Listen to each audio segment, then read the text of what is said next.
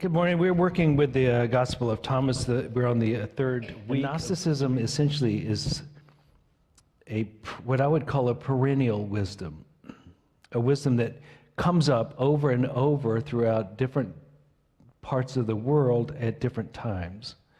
And it very much resembles Eastern philosophy because it basically is talking about coming to know God from within. And we know God best when we know ourselves, that we actually find the clearest experience of the divine by turning inward and feeling into our own nature. I would like you to imagine that you're enlightened. Many of the people who are enlightened say that you have always been enlightened.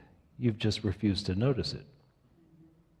So what if you imagined it? You begin to chip away in a very pleasant way that barrier between you and the experience of the enlightenment. So let's imagine that we are enlightened. So if you're imagining you're enlightened, you're on your way to being a good Gnostic, because a Gnostic believes that the fastest way to find God is to look within. This is a little bit different than the Orthodox Church, which is probably why they didn't get along. The Orthodox Church said only through the church can you be saved, but on the other hand, the Gnostic is saying, no, I think really if you want to find God, you look within. It kind of comes back to something Jesus said, be ye as a child if you wish to enter the kingdom of heaven. And Yeshua said, an aged person will not hesitate to ask a 7-year-old infant about the place of life, and that person will live. Many of the first will make themselves last, and they will become one.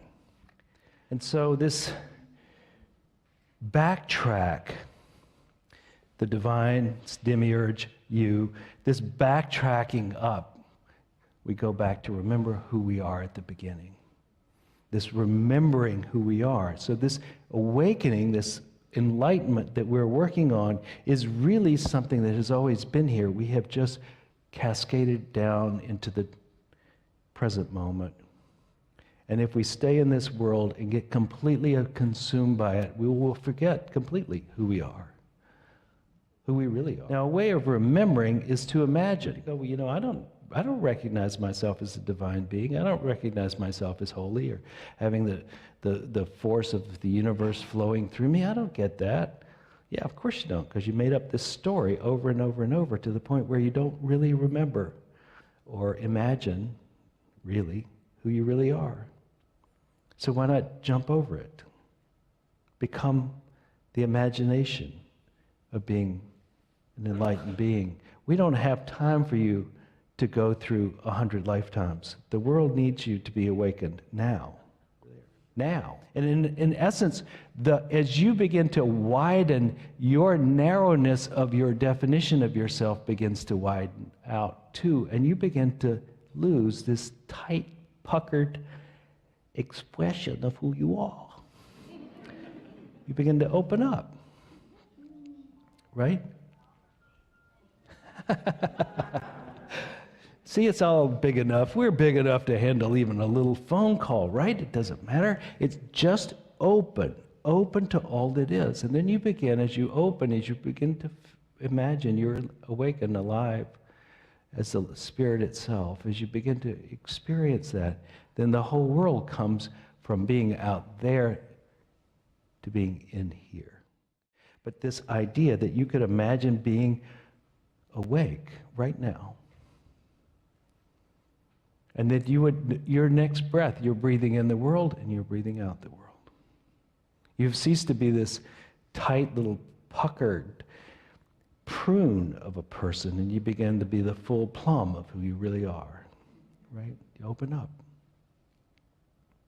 We don't need to be this small. We don't need to be as small as we've practiced. We don't need to be as afraid. We don't need to be as discourteous. We don't need to be as self-protective as we have thought, because we are actually that. We are that thing which we're looking for.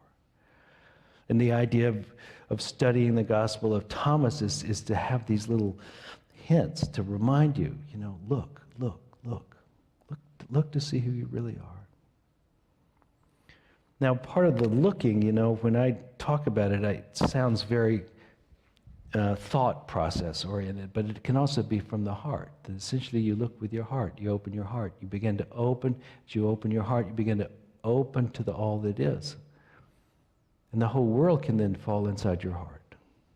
And it can be inside you. And the suffering of others are inside you. And your love for others flows in and out like the tides. And you're just there. And you're that being. You are now moving from being small to being the loving presence in the world. Let's just wake up right here, in our house, in our job, with our family, with the body we have, this time, this lifetime. Practice it. Practice being, let's then now be awakened. Your turn. You've made it through 100 generations of being a human being. It's time for us to just let this one be the one. You are called, you are chosen, you have knocked, it's open now. Imagine being awake, and don't forget.